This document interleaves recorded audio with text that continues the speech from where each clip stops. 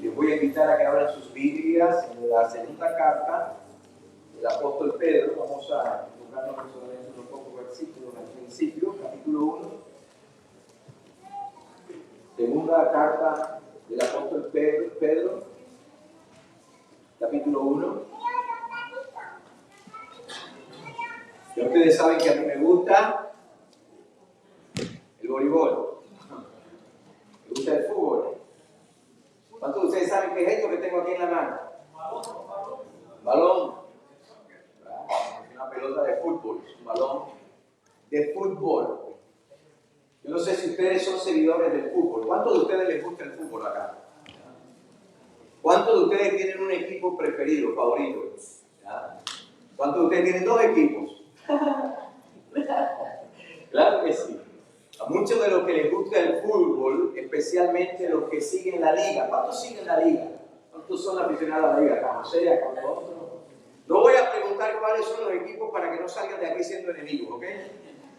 Ni siquiera tengo una ilustración y con eso quiero comenzar, pero no voy a decir quién es el entrenador del que voy a hablar, porque tampoco quiero que alguien se sienta aquí, ya tengo que escuchar de ese brother. Pero si ustedes les gusta el fútbol y si siguen la liga especialmente, es posible que conozcan o hayan escuchado una frase o la frase de un entrenador muy conocido. Él dirigió uno de los equipos más exitosos, no voy a decir que es el mejor equipo tampoco, y esta frase es: todo empieza y todo termina con el balón. Todo empieza y todo termina con la pelota. Todo tiene que ver con la pelota. Ahora, este entrenador, muy reconocido, este entrenador tenía en la plantilla de su equipo, tuvo en la plantilla de su equipo por varias temporadas jugadores excelentes. No voy a decir los nombres tampoco. Los mejores, balón de oro, genios del balón.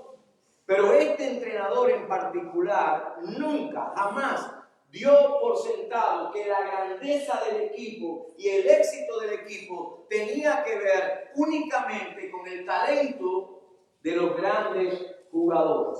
La estrategia de este entrenador estaba enfocada en su filosofía. Todo empieza con el balón y todo termina con el balón. Esa era su estrategia. Entonces se dedicaba a insistir en cada entrenamiento una y otra vez. Le decía al equipo, y lo que él trataba de transmitir con todo tiene que ver con el balón, es: vuelvan al fundamento, siempre piensen en lo esencial. Lo fundamental es el balón, y por lo tanto en cada entrenamiento él se encargaba y él insistía en que los jugadores tuvieran siempre el balón, lo fundamental, lo esencial. El juego es juego porque hay un balón. Sin el balón no hay juego, por lo tanto todo gira alrededor del balón. Y lo esencial era eso. Y volvía una vez más a los entrenamientos, a las bases de lo que era jugar la pelota, el pase, el toque, el movimiento, la postura del cuerpo. Y era una y otra vez, repetía lo mismo, repetía lo elemental.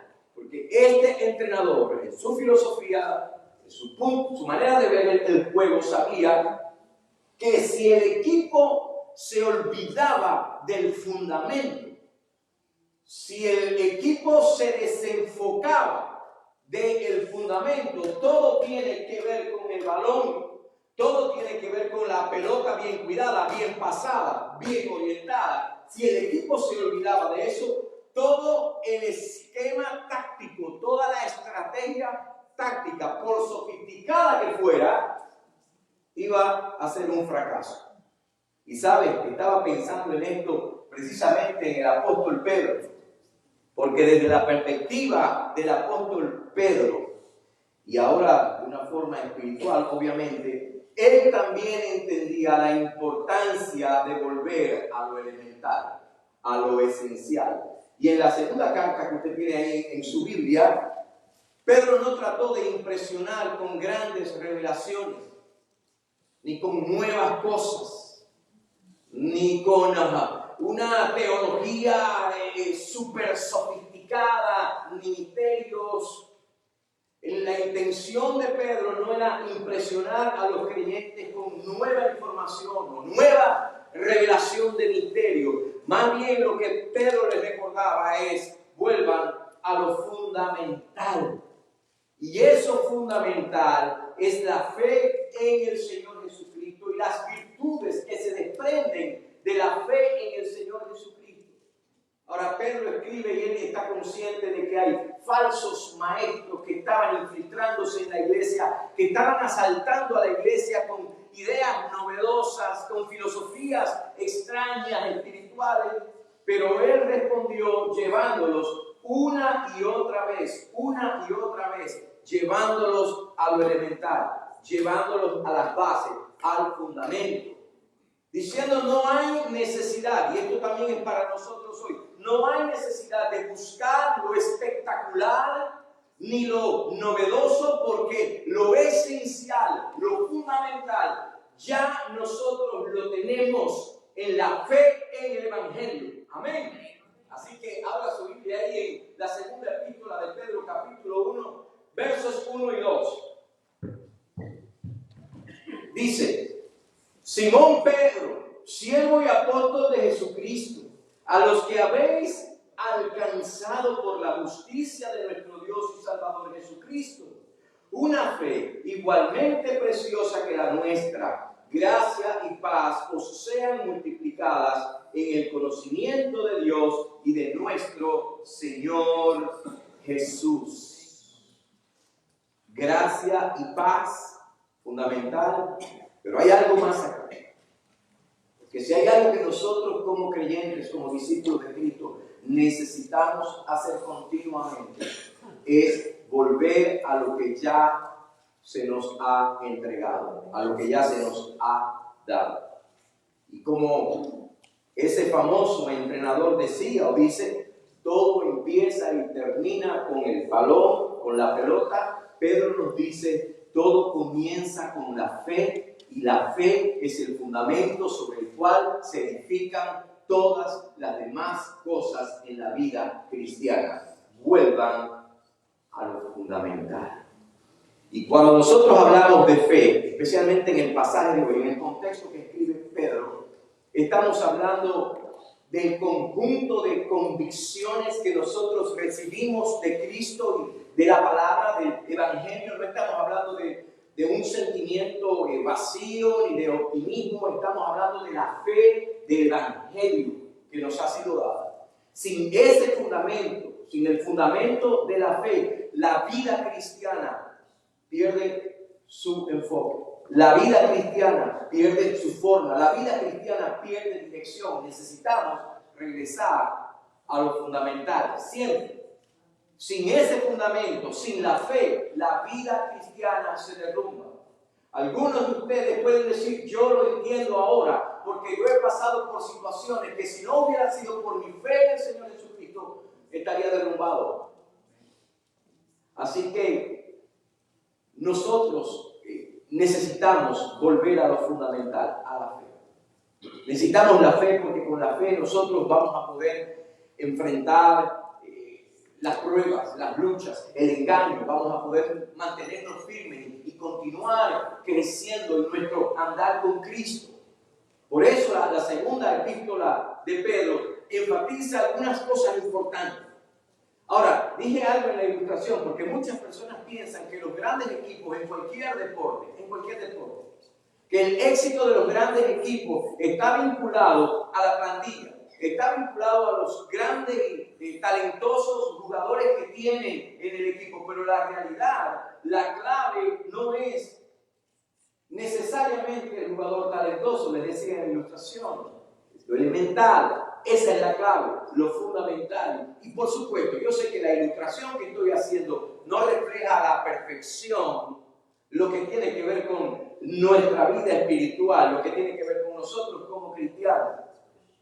Pero sí nos ayuda a ver una verdad mucho más grande, que así como un exitoso equipo debe volver siempre a lo fundamental, nosotros como creyentes debemos volver una y otra vez, continuamente, diariamente, a lo fundamental, nuestra fe en el Señor Jesucristo, nuestra fe en el Evangelio de la gracia de Dios.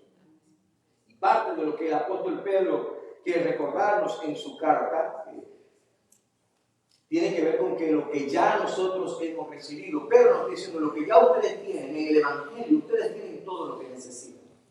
En el Evangelio, ustedes tienen todo lo que necesitan para vivir, para vencer, para crecer, para mantenerse firmes. Pero también el Evangelio y la fe en el Evangelio y la fe en el Señor Jesucristo es algo que ustedes también reciben para compartir con otros. Y a eso quiero llevarle hoy. Quiero llevarle a una expresión que está ahí en el verso 1, al final del verso 1, en la primera carta de Pedro, en la segunda carta de Pedro, al final del verso 1, donde dice, una fe igualmente, ¿cómo es? Preciosa, una fe preciosa. El cristianismo auténtico se edifica sobre lo que ya le ha sido dado. ¿Qué nos ha sido dado? Una fe preciosa. Se fundamenta sobre una fe preciosa. Pienso que quizás por eso la astuta y taimada estrategia y obra del enemigo de las almas está enfocada. Sepa esto, y tenga en cuenta esto, es posible que lo sepa. Está enfocada no en negar la fe cristiana. Ese no es el enfoque.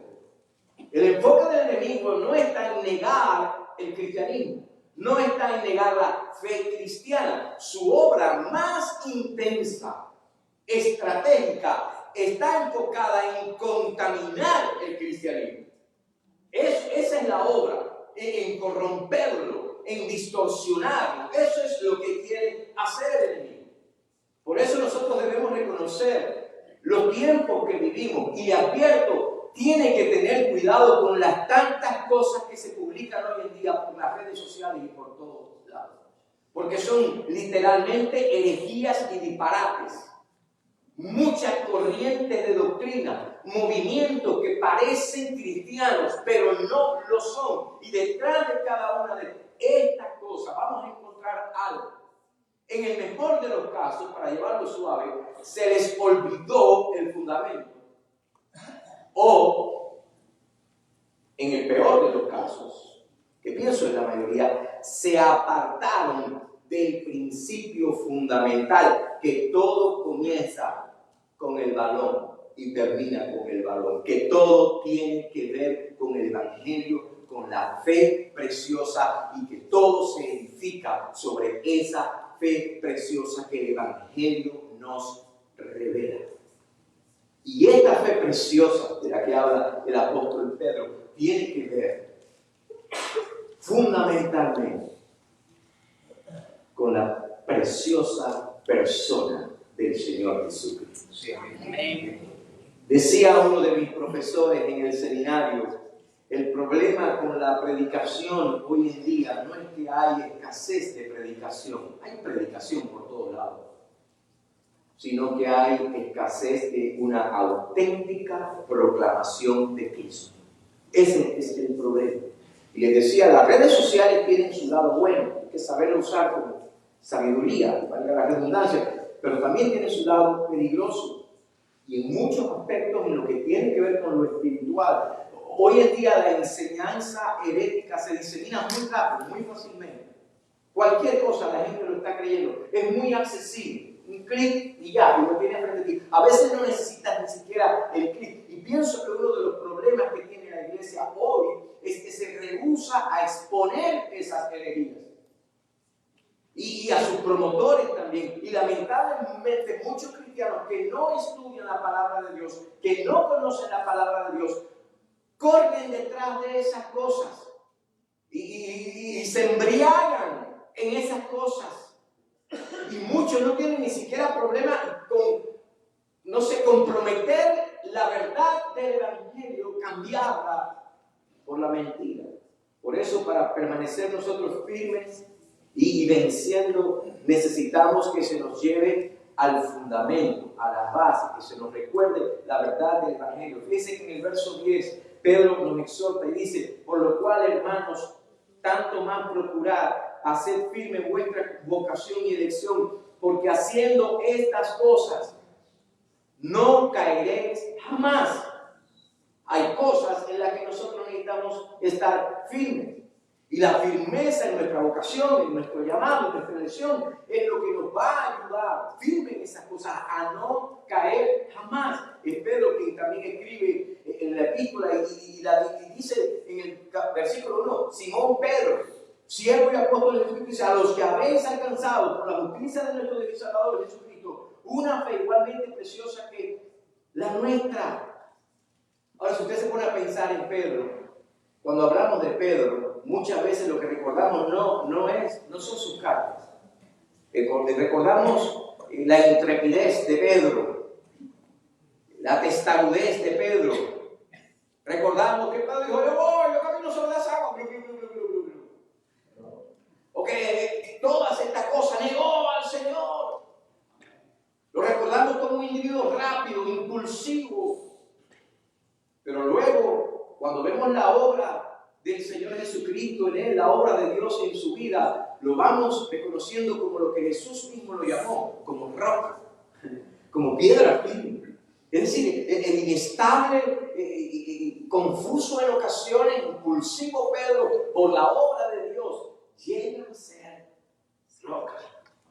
Así que esta breve frase en el verso 1 nos dice mucho acerca de este hombre y nos exhorta también a nosotros. De un hombre de temperamento volátil, poco precavido e impetuoso, que cuando escribe la carta muestra otra cosa.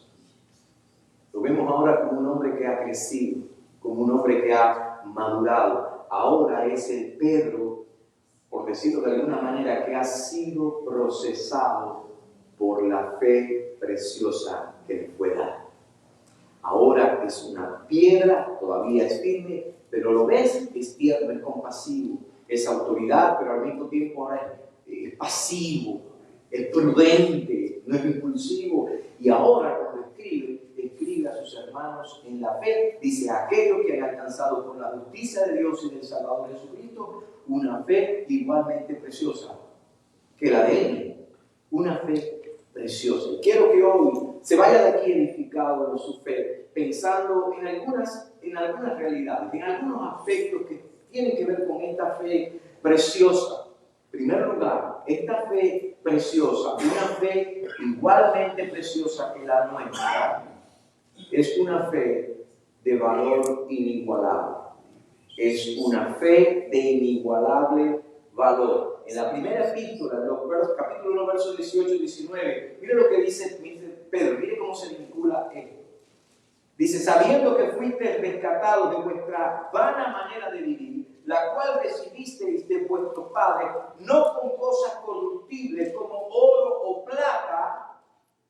En el capítulo 1 de la segunda epístola habla de una fe preciosa, pero dice que fuimos rescatados no como cosas corruptibles como oro y plata. Luego habla de otra cosa preciosa. Dice, sino con la sangre preciosa de Cristo, como de un cordero sin mancha y sin contaminación. Y creo que esto por sí solo es ya suficiente para saber por qué la fe es preciosa. Porque tiene que ver con la preciosa sangre del Cordero de Dios. Porque la sangre del Hijo de Dios es preciosa. Y la sangre es preciosa porque el Hijo es precioso. Entonces la fe en ese Señor Jesucristo es una fe preciosa. Bendito sea Dios. Se cuenta una anécdota que más bien parece una broma de un astronauta de la NASA. Hay varias formas de esta ilustración. No sé cuán real será, pero ilustra algo muy interesante. Dice que luego de regresar de una misión espacial, el médico que lo está examinando, lo examinan los médicos cuando llega a la NASA, le pregunta a este astronauta, bueno, cuénteme, cuando usted estaba allá arriba en el espacio y usted miraba todo lo que su vista podía abarcar, ¿qué pasó por su mente? Y el astronauta dijo, cuando yo estaba en el espacio, de hecho desde que lanzamos el cohete que iba para allá y después que estaba allá, lo único que yo pensaba en mi mente es, este cohete lo hicieron con las piezas más baratas que había. Este cohete tiene 150,000 piezas que las hizo el postor más barato. Eso es lo que está viviendo. Cuando nosotros miramos la cruz, cuando nosotros miramos la obra de salvación, lo que Dios ha hecho por nosotros y en nosotros, podemos decir totalmente lo contrario. Nuestra fe no fue comprada por el más barato postor. Todo lo contrario, nuestra fe fue comprada con lo único que podía comprarla: la santa, pura, preciosa sangre del Señor Jesucristo. ¿Alguien dice amén? En nuestro idioma nosotros usamos la palabra precioso para algo que encontramos hermoso, para algo que encontramos bonito, excelente, de extraordinaria calidad. Eso es lo que mi esposa me dice diariamente. Me dice: ojalá y fueras precioso. Pero también significa algo que es de alta estima, algo que es de gran valor. De hecho, esa palabra en griego quiere decir que tiene un valor considerable, que es algo que vale la pena. Preciosa es la fe en la preciosa sangre. La fe es preciosa porque nos habla del más alto precio, la sangre del Señor Jesucristo. Nuestra fe es de un valor inigualable porque un alto precio se pagó. No fue comprada por el postor más barato, no fue sangre de animales, fue la preciosa sangre del Señor Jesucristo. La compró el postor más poderoso, de hecho, el único que podía hacerlo. Y esta no es una fe que nos lleva a nosotros de la tierra a la luna. Esta es una fe que nos lleva a nosotros al cielo, pero que trae el cielo a nuestra vida. Alabado sea el nombre del Señor. Es la fe preciosa que nos lleva de las tinieblas a la luz, es la fe que abre nuestros ojos, es la fe que nos enriquece, que nos fortalece, es la fe que nos lleva de destituidos de la gloria de Dios a una vida de devoción, entrega y seguridad del Señor Jesucristo, que nos lleva de la condenación a la comunión eterna con Dios, que nos lleva de la muerte a la vida, de la derrota a la victoria, de la esclavitud a la verdadera libertad. Esa es la fe preciosa. Esa es la fe preciosa. Esa es la fe que nos sostiene, es la fe que salva, pero también es la fe que nos fortalece a nosotros en medio de las pruebas. Y es la fe que nosotros necesitamos ejercitar cada día, vivir cada día. Y es la fe que nos lleva al fundamento. Es la fe que necesitamos tener presente. Así que, en primer lugar, una fe preciosa, de inigualable valor. En segundo lugar, me sorprende, no debería sorprenderme, pero me maravilla la humildad del apóstol Pedro. Pedro dice: esta es una fe igualmente preciosa, dice, que la nuestra. Note algo interesante aquí, porque Pedro comienza presentándose como siervo y apóstol de Jesucristo. Soy siervo, un esclavo, eso es lo que está diciendo, pero soy apóstol de Cristo. Eso está diciendo ahí exactamente.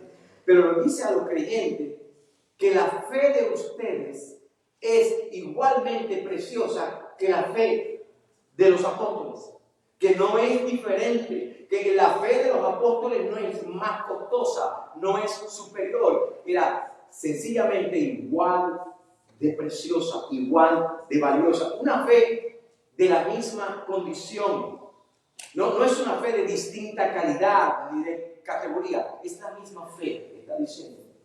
Ahora, ¿dónde está la relevancia de eso? Bueno, en un mundo como el de hoy, lleno de pseudos apóstoles y falsos profetas, así está lleno de quienes quieren promoverse como que poseen una fe superior, distinta, de mejor calidad, más grande, superior, de una unción superior. Es bueno que nosotros volvamos a lo esencial. Es bueno que nosotros volvamos a lo fundamental, que nos enfoquemos en esto, en lo fundamental. Es una fe que es común a todos los creyentes. La fe preciosa es de inigualable misma fe es la misma fe salvadora. Y así como es igualmente de preciosa, también es igualmente recibida. Una fe que todos hemos recibido por la gracia de Dios. Nadie se la gana. No se gana, se recibe. No hay nadie que pueda decir, yo soy más salvo que otro cristiano. Yo no puedo decir, yo soy más salvo que Margot. Margot es menos salva que yo. No puedo decirlo. Aparte, si lo digo, me quedo sin comida los miércoles por la noche. Es una fe común a todos los creyentes. ¿Se dan cuenta? Dios no nos complicó la cosa. Por lo tanto, la posición espiritualmente, la posición legal, la posición espiritual de Margot y mía es la misma. Porque es la misma fe común. Hemos recibido esa fe en Cristo. Es la fe que es tan preciosa en el cristiano particular como en el apóstol Pedro. ¿Y sabe por qué es así? Porque depende del mismo Salvador, del mismo Señor. Y produce frutos de vida nueva en todos. No hay un cristiano que es más salvo que otro. Y es por eso quizás que Pablo le decía a Tito que era un verdadero hijo en la común fe. En la fe que tenemos en común. Es una fe, por lo tanto, como es común a todos los creyentes, entonces una fe que se sostiene en las mismas promesas. Todas las promesas del Señor Jesús, que son apoyo poderoso de mi fe, son promesas para el apóstol Pedro, pero son promesas para mí también. Alguien dice amén esta mañana. Por lo tanto, tenemos acceso a las mismas promesas. Nos da esa oportunidad, esa bendición. Todos los creyentes, sin distinción, tenemos la misma promesa. Piensen en esto. Quiere decir que tenemos delante de Dios el mismo estatus. Usted siempre me ha escuchado decir, si lleva mucho tiempo acá, me ha escuchado decir en el pasado, a los pies de la cruz, todos estamos en el mismo nivel. Pero hoy les digo algo más, pero no lo he dicho. Delante de las promesas, ante las promesas de Dios, todos tenemos el mismo acceso. El problema no está en el acceso, yo sé. El problema está en que conozcamos a Dios, tengamos una relación con Él. El problema está en que conozcamos las promesas. El problema está en que oremos fundamentado en las promesas. El problema está en creer lo que ya nos ha sido dado, lo que ya nos ha sido revelado, lo que ya nos ha sido entregado, dispensado. No necesitamos buscar, no sé, ciertas cosas extrañas, lo más novedoso. No, está aquí, es la palabra. Y todos nosotros tenemos en nuestra mano la llave. Ahora, no todos la usamos para abrir la puerta, pero la tenemos. Todos tenemos el mismo acceso a las promesas de Dios. Ahora, esta fe preciosa, en primer lugar, es de inigualable valor.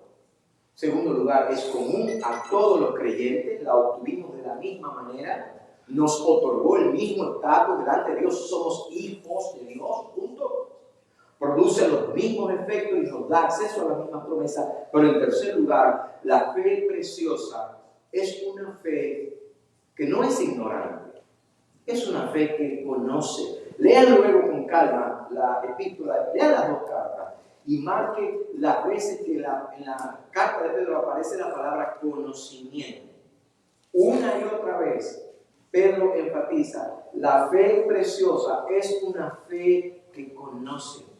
Escucha, cristiano, si quieres tener seguridad en tu vida cristiana, estabilidad en tu vida como creyente, necesitas una fe que conoce. No una fe que se fundamenta en emociones, que se basa en las emociones, en sentimientos pasajeros, sino una fe basada en el conocimiento de Dios. Yo estaba estudiando esto y me recordé de algo, Clara. Una conversación que tuve hace muchos años en su casa con Paco. Y Paco dijo una frase, de hecho es la única persona que la he escuchado decir, que yo recuerdo. Y Paco me dijo, pastor, yo le pregunté cómo está Paco, y Paco sentado ahí con sus manos, haciéndose así los brazos. Y me dice, pastor, ¿cómo piensas que puedo estar? Yo tengo un Dios que me conoce y a quien yo conozco. Alabamos el nombre del Señor. Estar firmes. La firmeza del creyente depende en gran manera de vivir una fe que conoce. La firmeza del creyente no depende de cuánto sienta, de cuán animado se sienta, de cuán emocionado.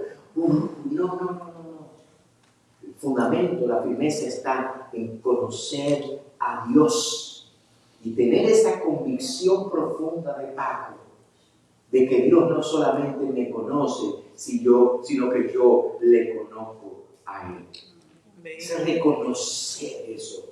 Es el resultado de conocer a Dios. ¿Y lo conocemos cómo? Fundamentalmente, primariamente, a través de su palabra. Ahora, algo importante acá, porque aquí no está hablando solamente de un conocimiento intelectual. En el griego la palabra conocer es pleno discernimiento. En otras palabras, discernimiento total. Es la raíz de la palabra ciencia. Es un conocimiento, lo que está hablando acá es un conocimiento que viene de la comunión. No es simplemente el resultado de investigar, de leer, de analizar. No, es un resultado de la comunión con Dios. No es conocer como alguien que sabe algo. Yo le pregunto al principio, ¿qué es esto que tengo aquí? ¿Qué es esto que tengo aquí? Una pelota, un balón, ¿verdad? Una cosa es esto, ¿no? El conocimiento básico. Que solamente, ¿qué está haciendo? Identificando el objeto. Eso es una pelota.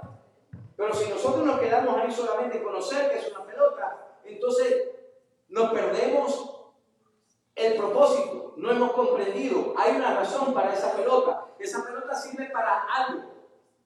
Puede hacer algo. La forma en que rebota, en que pica en la tierra y se mueve, puede cambiar el partido.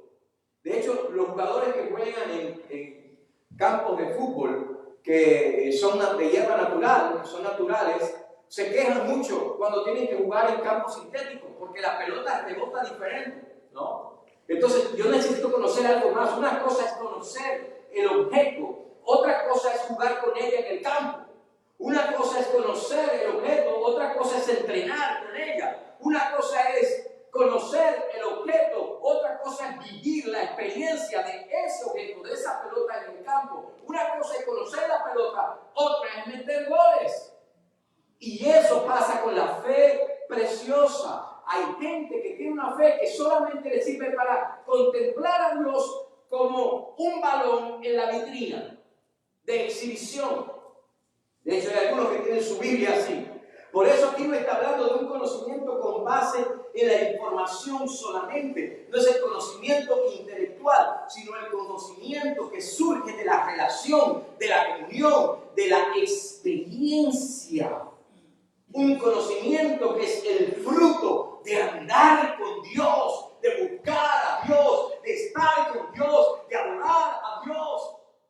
Y a mí me llama mucho la atención lo que dice, por ejemplo, el Salmo 103, versos 6 y 7, dice: Jehová es el que hace justicia y derecho a todos los que padecen violencia. Dice el salmista: sus caminos notificó a Moisés y a los hijos de Israel sus obras. Y para mí este verso es muy interesante porque muestra que hay dos niveles del conocimiento de Dios, aún entre creyentes. Dice que sus caminos notificó a Moisés, ¿cierto? Y luego dice a los hijos de Israel sus obras. El pueblo conocía las obras. El pueblo sabía lo que Dios hacía. Pero Moisés tenía un conocimiento más profundo. Moisés sabía cómo lo hacía y por qué lo hacía. ¿Y cuál es la diferencia? Sencillo. Cuando conocen las obras de Dios, conocen lo que Dios hace. Cuando conocen los caminos de Dios, el cómo de Dios, el por qué de Dios, conoces a Dios. Y una cosa es conocer, como conozco yo el fútbol, como espectador. Yo no soy tan bueno como José. Ustedes no lo creen, José Santiago es tremendo jugador de soccer. La pelota es de él. Conoce mucho. Una cosa es conocer por observación. El otro es porque estás en el campo jugando. El otro es porque te estás relacionando personal, íntimamente. Por eso el apóstol Pablo dijo en Filipenses 3, pero cuántas cosas eran para mí ganancias, las he estimado como pérdida por amor de Cristo, y ciertamente aún estimo todas las cosas como pérdida por la excelencia del conocimiento de Cristo Jesús, mi Señor, por amor del cual lo he perdido todo y lo tengo todo por basura. No voy a decir lo que significa esa palabra en el original, para ganar a Cristo. Todo lo demás lo considero como pérdida, sin valor, porque mi pasión es la excelencia del conocimiento de Cristo. Y no hay suficientes palabras para nosotros enfatizar la necesidad y la importancia de conocer a Dios íntimamente y de conocer a Cristo. Ese conocimiento que resulta de comunión con Él, de la comunión con su palabra, de la comunión con su causa, con su obra. Y ese conocimiento íntimo de Cristo es lo que nos va a sostener en la tribulación. Por eso le digo, en medio del dolor y de todo lo que significa para mi hermana Ginette, verla estos 2 domingos buscando aquí de Dios y congregándose, es muy inspirador para mí. Y sé que para muchos más, porque es ese conocimiento de Cristo lo que nos sostiene en la tribulación, es lo que nos inspira en la adoración, es lo que nos nutre a nosotros, es lo que nos fortalece en el hombre interior y es lo que nos mantiene enfocados en el servicio al Señor. Eso es lo que nos recuerda y lo que dice el libro de Daniel, capítulo 11, verso 32, dice: el pueblo que conoce a su Dios se esforzará y actuará. ¿Sabe por qué hay tanta escasez de servicios fieles en las iglesias? Fiel en las iglesias, de servicio fiel en las iglesias. ¿Sabe por qué hay tanta escasez de generosidad en el pueblo de Dios? Dentro del pueblo que se llama pueblo de Dios. Porque hay conocimiento acerca de Dios, pero escasez del conocimiento de Dios. El conocimiento, mucha gente conoce las obras, pero no conoce los caminos. Cantamos acerca de las obras, la iglesia, las canciones están llenas de letras, de lyrics que tienen que ver con las obras de Dios, en buscar las obras de Dios, exhortar la mano de Dios, quiero ver la obra de Dios, pero se olvida exhortar a que busquemos el rostro de Dios, la presencia de Dios, la comunión con Dios. Se olvida de enseñar a la iglesia a conocer a Dios de una manera íntima. Daniel lo dijo: el pueblo que tiene información se va a esforzar. No dijo eso. Pero el pueblo intelectual se va a esforzar. No. Él dijo: el pueblo que conoce. Y la palabra en el hebreo es la misma. Tiene que ver con intimidad, experiencia. Cuando tú y yo conocemos a Dios, entonces muchas cosas van a cambiar en nuestra vida. Entonces nuestra perspectiva de la vida va a cambiar. De hecho, muchos planes van a cambiar. Muchas cosas van a cambiar, van a ser afectadas por eso. Incluso nosotros mismos no vamos a experimentar temor, vamos a vivir en confianza. Nuestra manera de enfrentar la vida, las vicisitudes, lo que sea, los desafíos de la vida, va a ser diferente. No vamos a enfrentarlo con temor, lo vamos a enfrentar con fe, porque conocemos a nuestro Dios.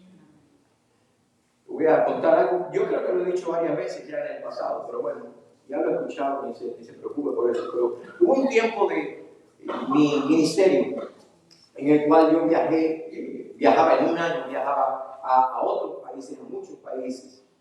Era joven yo, más joven obviamente, y andaba en viajes misioneros, predicando en otros países. Y uno de esos viajes misioneros, cuando regresé, nosotros teníamos hospedado en nuestra casa a un joven. Voy a decir el nombre.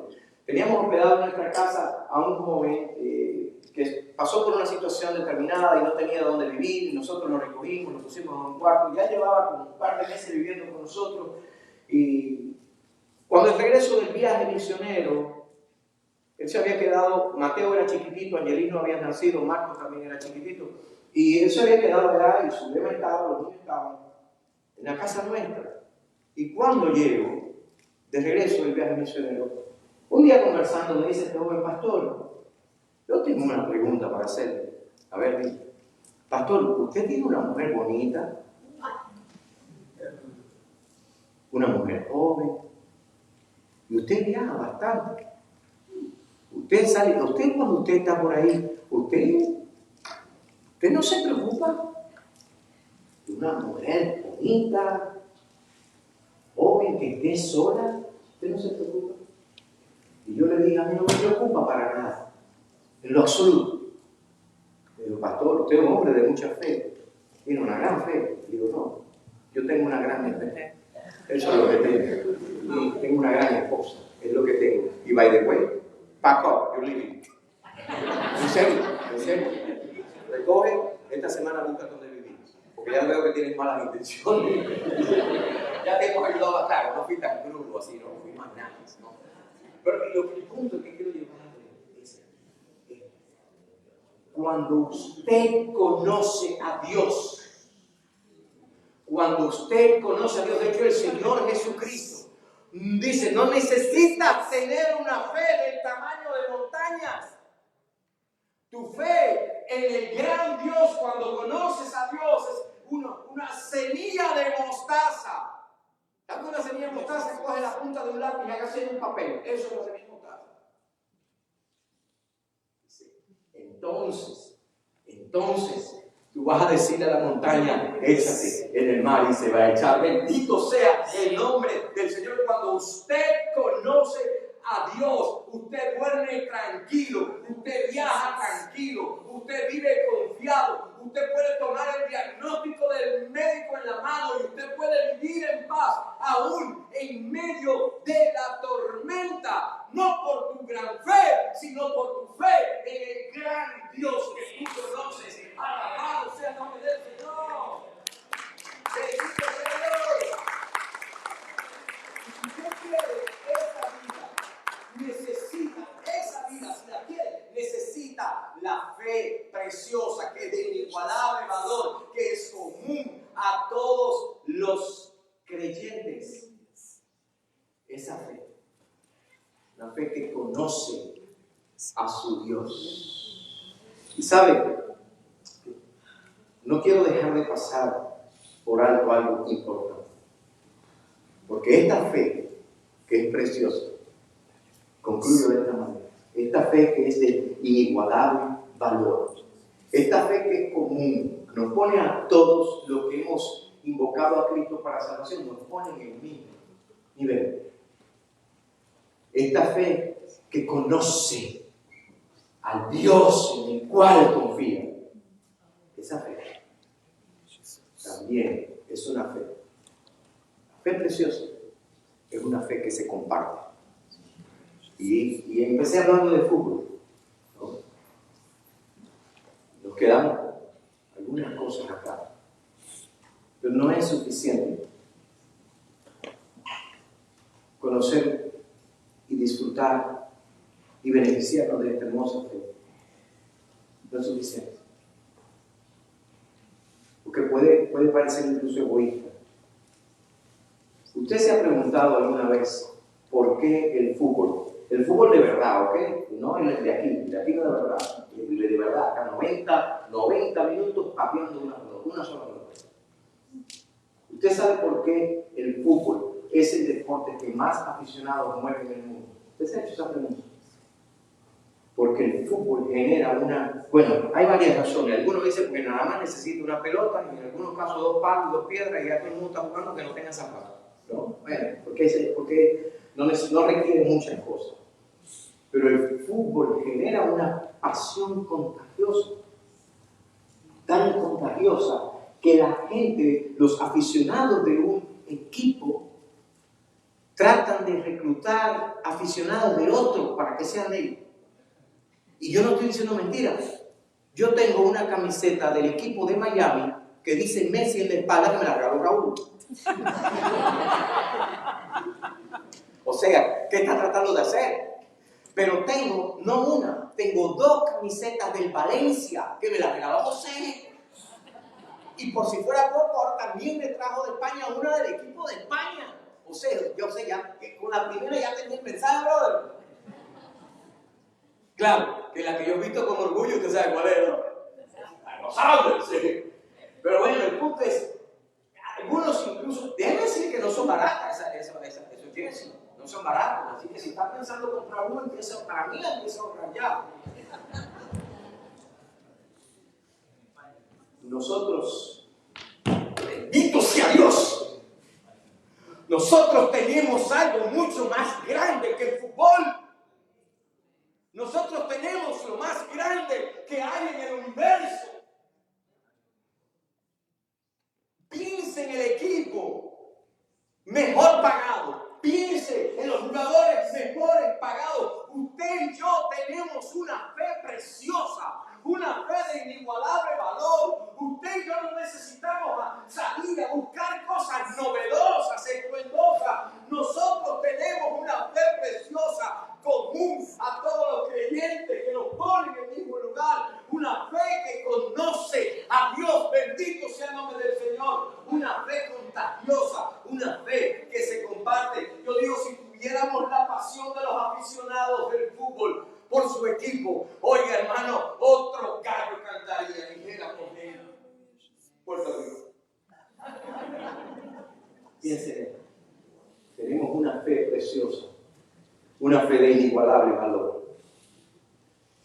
El problema para muchos creyentes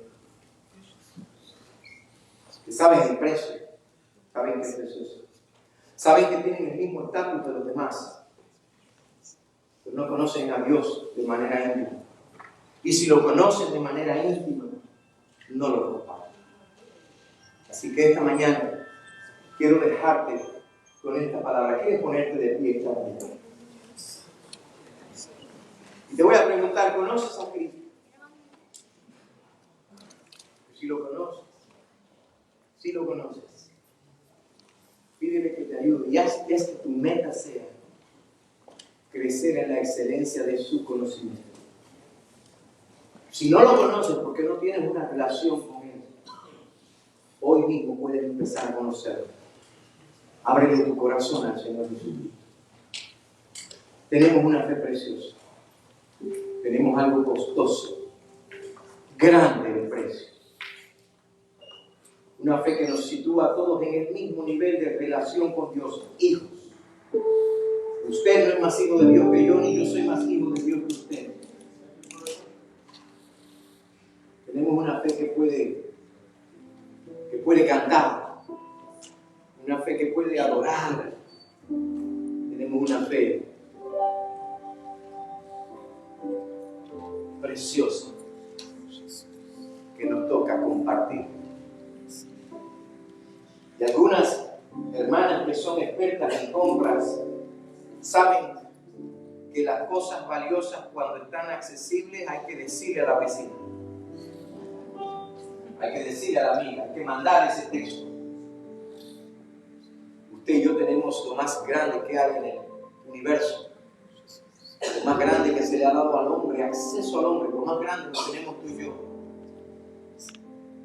Tenemos una fe preciosa. Vamos a orar. Padre, gracias esta mañana por tu palabra. Gracias por tu hablar. Gracias porque es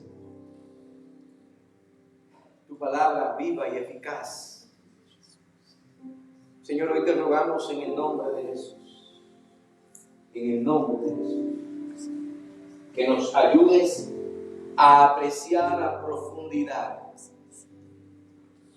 a valorar, a pesar en nuestros corazones el hecho de que poseemos una fe preciosa. Preciosa de gran valor significa que no es barata, que es gratis para nosotros, lo que significa, pero que es preciosa porque tiene que ver con la sangre preciosa. Ayúdanos a valorar la profundidad de esta realidad, que es de inigualable valor. No hay nada que tenga el valor que la preciosa fe tiene. Una fe que es común a tus hijos. Oh Señor, que nos pone a todos en la misma familia. Bendito sea tu nombre. Una fe que conoce a su Dios. Una fe que no está fundamentada en emociones ni en sentimientos pasajeros, sino en tu persona, en tu poder, en tu palabra. Y una fe que tú nos has dado para que nosotros podamos compartir con otros. Ayúdanos, ayúdanos. Ayúdanos, Señor, a atesorar, pero también a compartir. Señor, esta mañana, al terminar ya, rogamos que todo lo que tu Espíritu Santo ha puesto ahí en nuestros corazones, cada cosa que fue ahí, que penetró, que nos puso a pensar, que Señor, ahora en el poder del Espíritu Santo salgamos a ponerla por obra en nuestras vidas. Confiar en ti, conocerte a ti. Ayúdanos, Dios. Por lo tanto, te pido que ahora la gracia de nuestro Señor Jesucristo, el amor de Dios y la comunión del Espíritu Santo sea con cada uno de los aquí presentes, con cada hogar aquí representado, y con todo el pueblo de Dios, el pueblo que conoce a su Dios. En el nombre de Jesús y por los siglos de los siglos.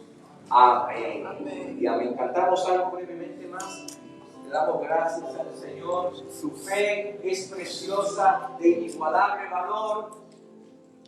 La fe es preciosa, común a todos los creyentes.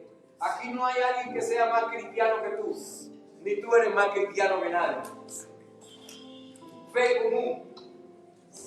Una fe que se fundamenta y que se desprende de la experiencia, del conocimiento de Dios, de andar con Dios, de tener comunión con Dios, de buscar a Dios. Y una fe que se comparte. Recuerde eso, es muy importante al salir de este lugar esta mañana, en el nombre de Jesús. Amén.